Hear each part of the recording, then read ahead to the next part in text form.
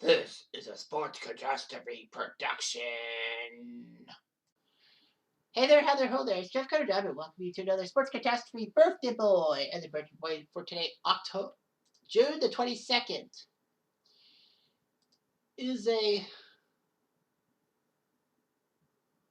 basketball legend who played for Portland and Houston in 15 seasons. He was a 10-time All-Star, part of the 50th and 75th anniversary teams in the NBA. He won the NBA title with Houston in 1995 after years of failing with Portland, and was part of the Dream Team at the Olympics in 92. One of the best shooting guards of all time. He's now 60 years old, the big 6-0. He is Clyde the Glide Drexler. He grew up around Houston. He was recruited by New Mexico State, Texas Tech, and the University of Houston.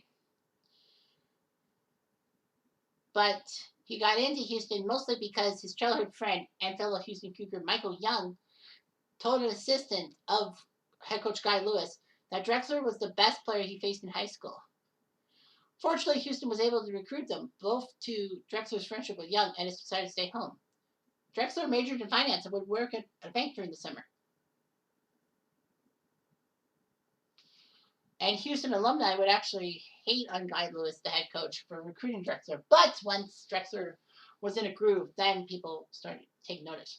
So anyway, Drexler, alongside Michael Young, Hakeem Olajuwon, and Larry Michaud, comprised Phi Slamma Jamma, a fraternity which brought basketball dunking to the play and all that. New players were initiated by having to stand under the basket as Drexler drove in from half court and threw down tomahawk slam over them. The University of Houston helped Drexler do well, and Drexler was big on the national stage as the Cougars would get to back-to-back finals in 82. No, semifinals in 82 and 83. They would lose to North Carolina, the eventual champs, in 82. And then in 83, when they were supposed to be number one in the country and win the title, they had to bump into Louisville, who were ranked number 2 in the college basketball worlds in the semifinals. It was like, what? Houston and Louisville had to bump into each other in the semifinals and not the finals? Houston put up a clinic, winning 94-81. In the championship game, Clyde Drexler was not himself. He would only score 4 points with picking up 4 fouls. In college ball, it's 5 fouls, you're out. So basically, his non-presence helped North Carolina State shock Houston in the final. Drexler said, you know what, screw it, I'm going to declare for the NBA draft, even though he could have been one of the best Houston players of all time. As in the University of Houston, that would be left for Hakeem the Dream Olajuwon.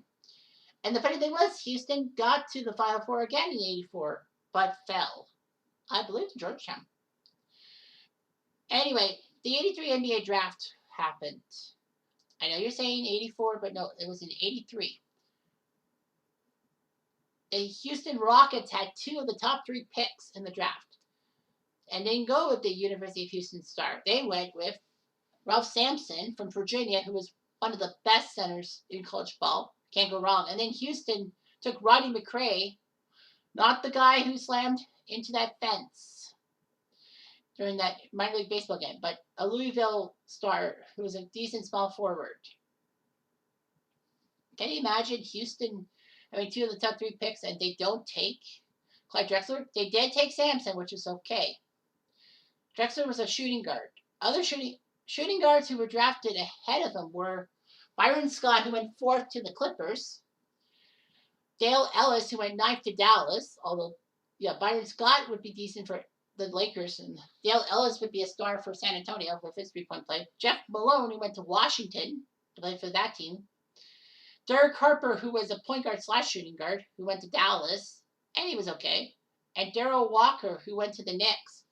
But the good news for that, in a sense, is that Darrell Walker went to my favorite university, Arkansas. Sweet! And yes, Darrell Walker did coach the Raptors for a while. Drexler fell to 14th, although people should have taken him and all that. The Bulls wasted their pick on Sidney Green from the UNLV. Golden State wasted their pick on Russell Cross from Purdue. And Kansas City Kings, aka Sacramento, wasted it on Ennis Watley. Who? Exactly. So Clyde Drexler was drafted 14th, 13th, 14th. And he was okay and all that. He was aggressive and he helped Portland out. Now, of course, the big thing was that because of the presence of one Clyde Drexler, that the Portland Trailblazers refused to draft Michael Jordan because of that. If you remember, ESPN did the top 5 reasons you can't blame, dot, dot, dot. And then there were several episodes like Michael Jordan for leaving basketball for baseball. The Mitch Williams, you can't blame Mitch Williams for blowing the 93 World Series to the Blue Jays because of that home run by Joe Carter, and even the Black Sox for their capers. But yeah, one was about why you can't blame Portland for not drafting Michael Jordan. It was because Clyde Drexler was there. He was a shooting guard like MJ.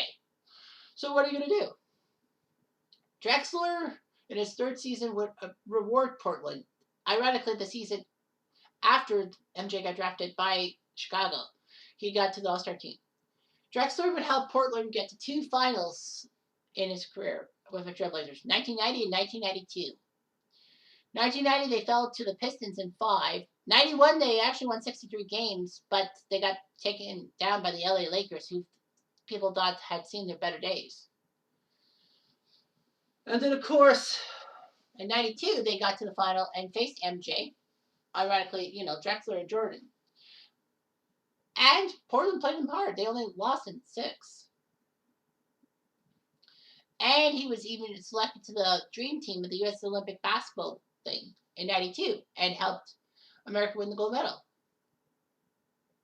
Drexler was trying his best to be a good Portland player, but with them rebuilding, he wanted to go to a contender. So Portland honored the request. On Valentine's Day 1995, they made a key trade with the Houston Rockets, sending Clyde Drexler to his home. Well, he grew up in Houston, and he also played for the University of Houston, alongside Tracy Murray, who would be known as a Raptor folk hero.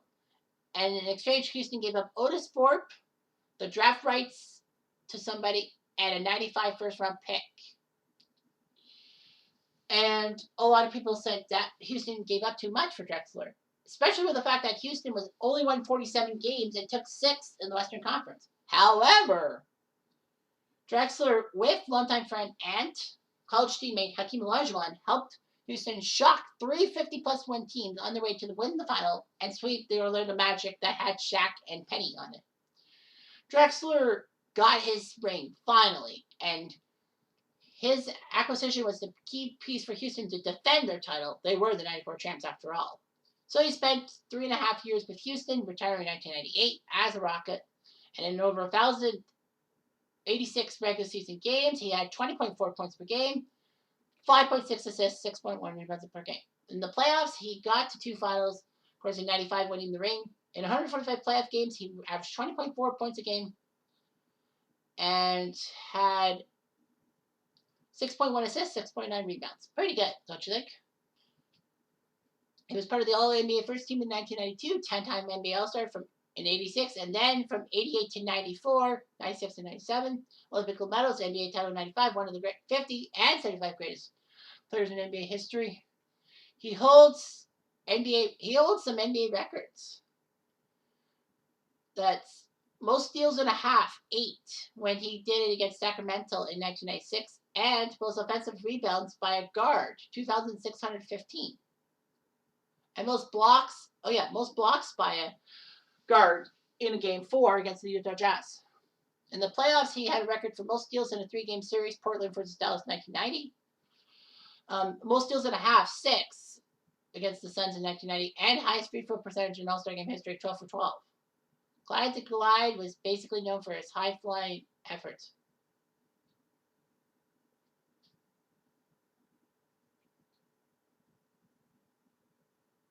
Drexler did his job and became head coach of the University of Houston after he retired. Sadly, though, they both seasons were terrible, and he decided to leave. Drexler married his first wife and had 4 children with her, but in a 23-year marriage, and then he married his second wife. So Drexler started investing in real estate, and it works out. Clyde Drexler's number 22 is retired by the University of Houston. He was on Married with Children. I believe that was the episode in which Al has to drag Peg to a celebrity basketball, to a all-star basketball game and all that. He was in Sentinel and Arliss. He was actually in Like Mike 2 Street Ball. I didn't know they made a sequel to Like Mike. I know the first one, but I didn't know that. He was in Pros vs. Joes and all that. He was part of Dancing with the Stars 4th season, but was 4th last. And he was, all that. So yeah. Like Mike Street Ball. Boy, that's something I have to take a look at. But yeah, Clyde Drexler was Clyde the Glide personified. And he was good. Anyway, I'm Jeff Diamond. I do.